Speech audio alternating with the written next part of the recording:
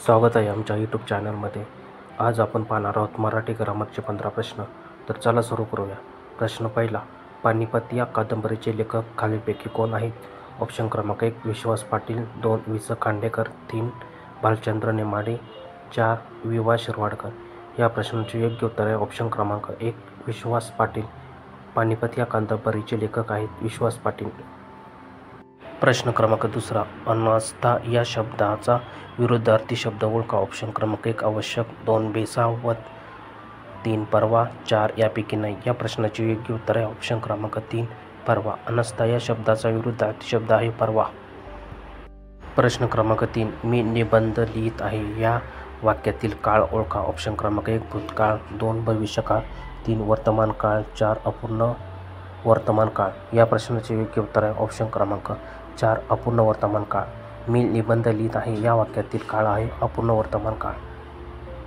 प्रश्न क्रमांक 4. शेजारचा मुलगा पुस्तक वाचत होता या वाक्यातील काळ ओळखा. ऑप्शन क्रमांक 1 अपूर्ण भूतकाळ, 2 भविष्यकाळ, 3 वर्तमान काळ, 4 अपूर्ण वर्तमान काळ.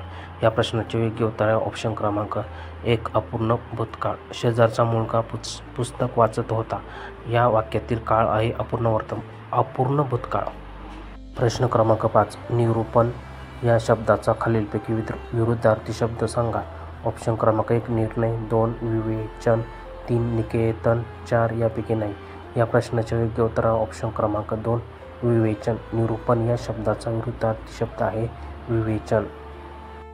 प्रश्न क्रमांक 6. विदुषी या शब्दाचे खालीलपैकी योग्य पुल्लिंग रूप ओळखा. ऑप्शन क्रमांक 1 विदुषी, 2 विदुर, 3 विदूषक, 4 विद्वान.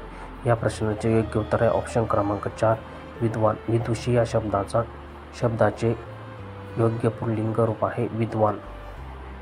प्रश्न क्रमांक 7. ज्याच्याशी तुलना करायची आहे किंवा ज्याची उपमा केली जात नाही त्यास काय म्हणतात? ऑप्शन क्रमांक 1 उपमेय, 2 उपमान, 3 उपमा, 4 यापैकी नाही. या प्रश्नाचे योग्य उत्तर आहे ऑप्शन क्रमांक 2 उपमान. ज्याच्याशी तुलना करायची आहे किंवा ज्याची उपमा केली जात नाही त्यास उपमान असे म्हणतात. प्रश्न क्रमांक 8. जो जन्मापासून भरपूर धनसंपत्ती बाळगणारा आहे या वाक्यात शब्दसमूहाबद्दल शब्द सांगा. ऑप्शन क्रमांक 1 गरिबी, 2 गर्भित, 3 गर्भ श्रीमंत, 4 यापैकी नाही. या प्रश्नाचे योग्य उत्तर आहे ऑप्शन क्रमांक 3 गर्भ श्रीमंत. जो जन्मापासून भरपूर धनसंपत्ती बाळगणारा आहे त्यास गर्भ श्रीमंत असे म्हणतात. प्रश्न क्रमांक 9. पांढरपेशा या शब्दातून कोणता अर्थ सूचित होतो? ऑप्शन क्रमांक 1 पांढऱ्या रंगाचा शर्ट, 2 समाजातील उच्चवर्गीय मानला गेलेला, 3 राजकारणी, 4 यापैकी नाही. या प्रश्नाचे योग्य उत्तर आहे ऑप्शन क्रमांक 2 समाजातील उच्चवर्गीय मानला गेलेला. पांढरपेशा या शब्दाचा योग्य अर्थ आहे समाजातील उच्चवर्गीय मानला गेलेला.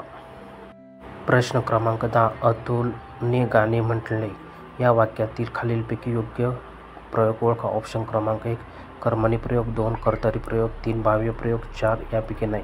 या प्रश्नाचे योग्य उत्तर आहे ऑप्शन क्रमांक 1 कर्मणी प्रयोग. अतुलने गाणे म्हटले या वाक्यातील प्रयोग आहे कर्मणी प्रयोग. प्रश्न क्रमांक 11. थोरांकडून सत्य बोलले जाते या वाक्यातील प्रयोग ओळखा. ऑप्शन क्रमांक 1 कर्मणी प्रयोग, 2 कर्तरी प्रयोग, 3 भाव्य प्रयोग, 4 नवीन कर्मणी प्रयोग. या प्रश्नाचे योग्य उत्तर आहे ऑप्शन क्रमांक 4 नवीन कर्मणी प्रयोग. थोरांकडून सत्य बोलले जाते या वाक्यातील प्रयोग आहे नवीन कर्मणी प्रयोग. प्रश्न क्रमांक 12. प्रथमा हे खालीलपैकी कोणत्या प्रकारचे विशेषण आहे? ऑप्शन क्रमांक 1 क्रमवाचक संख्या विशेषण, 2 आवृत्तीवाचक संख्या विशेषण, 3 अनिश्चित संख्या विशेषण, 4 यापैकी नाही. या प्रश्नाचे योग्य उत्तर आहे ऑप्शन क्रमांक 1 क्रमवाचक संख्या विशेषण. प्रथमा हे क्रमवाचक संख्या विशेषण आहे. प्रश्न क्रमांक 13. आई बाप या शब्दाचा योग्य समास ओळखा. ऑप्शन क्रमांक 1 अव्ययभाव समास, 2 समूहार द्वंद्व समास, 3 इतरेतर द्वंद्व समास, 4 यापैकी नाही. या प्रश्नाचे योग्य उत्तर आहे ऑप्शन क्रमांक 3 इतरेतर द्वंद्व समास. आईबाप या शब्दाचा योग्य समास आहे इतरेतर द्वंद्व समास. प्रश्न क्रमांक 14. वृत्ताचे 4 चरण मिळून काय तयार होते? ऑप्शन क्रमांक 1 श्लोक, 2 काव्य, 3 अभंग, 4 आर्य. या प्रश्नाचे योग्य उत्तर आहे ऑप्शन क्रमांक 1 श्लोक. वृत्ताचे 4 चरण मिळून श्लोक तयार होतात.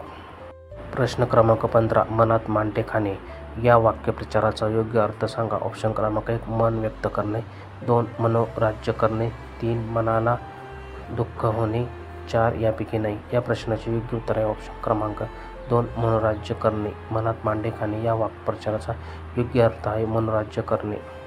व्हिडिओ आवडला असेल तर लाईक, शेअर आणि सबस्क्राईब करा. धन्यवाद.